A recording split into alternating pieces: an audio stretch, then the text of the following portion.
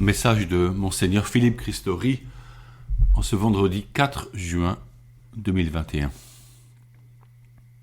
Par une lettre apostolique appelée Antiquum Ministerium, publiée le 10 mai 2021, le pape François a institué un ministère de catéchistes. Cela honore avec raison ceux et celles qui assument cette mission. Saint Luc écrit à son jeune ami Théophile, disant qu'il s'est bien renseigné sur tout ce que fit Jésus, afin que ce jeune disciple se rende bien compte de la solidité des enseignements qu'il a reçus. En Luc 1, verset 4. Belle expression que celle qui vante la solidité des enseignements. Comme il est précieux pour vivre sa foi d'en bien connaître le contenu. Malheureusement, mes tournées dans les écoles primaires démontrent que la solidité des enseignements n'est pas toujours suffisante. Beaucoup d'ignorance demeure, mais je constate un certain désir de connaître. À nous d'y répondre en étant plus présents dans ces écoles, prêtres et laïcs. Qui seront les personnes concernées par ce ministère de catéchistes ? C'est encore à définir. Elles seront des chrétiens croyants et priants, engagés, témoins du Christ par leur vie en cohérence avec l'Évangile. Ces catéchistes seront des témoins de la foi. En effet, comment annoncer Jésus-Christ sans le connaître, sans prier, sans méditer la Sainte Écriture ? Partout, nous voyons le besoin croissant de catéchistes au sein de nos paroisses et de nos écoles catholiques. Ils seront appelés par l'évêque et envoyés pour transmettre la foi auprès des enfants et des jeunes, des adultes recommençants, des fiancés, des catéchumènes. Ils œuvreront pour former nos futurs formateurs. Ils accompagneront fidèlement le chemin spirituel de leurs frères et sœurs. Ils seront aux avant-postes de l'annonce et de la mise en place de processus de transmission de la foi en vue de permettre l'expérience de la présence de Jésus. Le pape note que cette transmission, à l'instar des premières communautés chrétiennes, se réalise au sein de la vie communautaire et ecclésiale. Dans le passé, on créait des ordres religieux pour réaliser cette œuvre catéchétique. Au Burkina Faso, je fus admiratif des catéchistes qui venaient au centre diocésain 1 ou 2 années, demeurant là à plein temps avec leur famille pour se former, bénéficiant du prêt d'un simple lopin de terre pour se nourrir, cela bénévolement. Vivre ensemble et fortifier la fraternité est essentiel pour la transmission de la foi, car là se vivent des relations d'amour, condition nécessaire de la fécondité. Être catéchiste est enthousiasmant. Cependant, il y a urgence. Les enfants sont ouverts plus encore que les adultes aux réalités spirituelles. C'est pourquoi j'espère un projet ambitieux pour nos paroisses, appelées à une profonde conversion missionnaire. Le dimanche ne peut-il pas retrouver sa place éminente comme jour du Seigneur ? Pourquoi ne pas faire la catéchèse à tous le matin avant la messe ? Pourra-t-on se retrouver l'après-midi ? Ou encore chaque samedi matin ? Est-il possible d'associer les parents à la catéchèse de leurs enfants ? En effet, personne ne peut plus soutenir une pastorale de la conservation. La mission appelle de nouvelles méthodes, une ouverture à tous, la volonté de transmettre en toutes occasions un élan spirituel. Pourquoi tout ceci ? Car il en va de l'amour que nous avons pour nos frères et sœurs. La mission ouvre à la joie. Elle est un acte d'amour ouvrant à la connaissance de Dieu.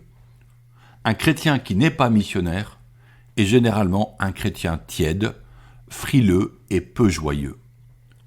Mon expérience de la mission m'a donné d'expérimenter la joie de Dieu en bien des occasions.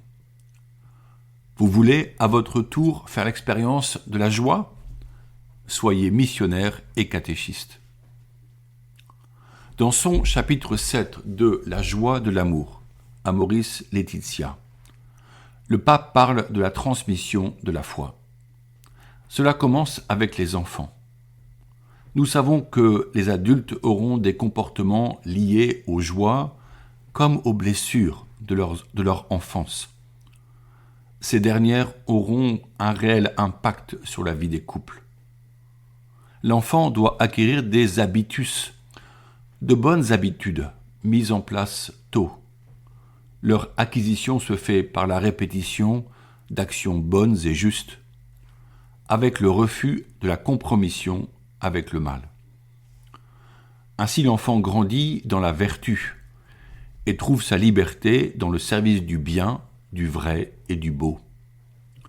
Cela se fait lentement, avec réalisme, persévérance et patience, dialogue et encouragement. Présenter la vie des saints ou de figures inspirantes aide jeunes et adultes à s'engager dans ce chemin de sainteté. Il est toujours possible de prendre cette route tardivement, lorsque Jésus frappe à la porte du cœur. L'espérance chrétienne ne condamne pas et ne baisse pas les bras. On a pu voir cela chez des hommes comme Don Bosco, qui sut proposer des méthodes novatrices en encourageant les enfants. Pour le pape, à la suite des enseignements de ses prédécesseurs, il rappelle que c'est la vie familiale qui est le premier lieu d'éducation. Elle est, je le cite, la première école des valeurs où l'on apprend l'utilisation correcte de la liberté, au numéro 274. On peut y apprendre la patience, dit le pape, savoir attendre plus tard, quand ce sera le bon moment, dans le respect de la liberté d'autrui. C'est ainsi que le jeune apprend à habiter avec d'autres, à aider ses proches et à comprendre qu'il ne peut pas être le centre du monde. Il apprend le partage et normalement les attitudes écologiques élémentaires. Ne pas gaspiller, économiser, conserver.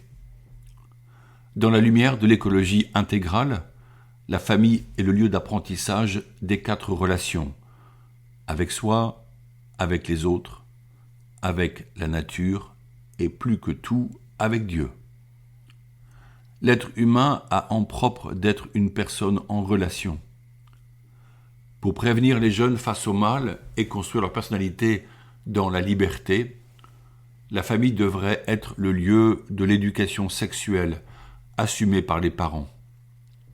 Parler avec ses enfants de la beauté et du sens de la sexualité leur évitera la brutalité des messages et des images véhiculées sur Internet et les réseaux sociaux. Encouragés dans la chasteté, ils apprendront à se réserver pour un bel amour, un engagement durable, sans s'être blessés profondément par des expériences immatures et éphémères. Enfin, la famille n'est-elle pas le premier lieu de la transmission de la foi ? Elle est, et je cite le pape, le lieu où l'on enseigne à percevoir les raisons et la beauté de la foi, à prier et à servir son prochain, au numéro 287. C'est dès la toute petite enfance que les parents feront vivre ces moments quotidiens de la prière, du baiser à Jésus ou à la Vierge. La permanence de la relation avec Jésus-Christ en famille transformera les cœurs, permettant aux jeunes de devenir fervents et missionnaires. Enfin, la famille est éducatrice en charité. Sainte Thérèse de l'Enfant Jésus dit que sa maman lui donnait une pièce à offrir à un pauvre, ainsi son cœur se façonnait. Être un catéchiste, c'est en quelque sorte être ce frère ou cette sœur envers les autres, être un éducateur qui conduit ses amis en se conduisant soi-même dans la lumière divine. Il accompagne chacun avec Jésus le bon berger vers de verts pâturages, loin des ravins de la mort, voir le psaume 23. C'est un grand enjeu de société pour lequel l'Église continuera son chemin aux avant-postes de la vie sociale. Prions dorénavant avec cette prière merveilleuse, celle du Père Léonce de Grand Maison. N'hésitez pas à la prendre par cœur et à l'enseigner à vos enfants. Elle gardera leur âme.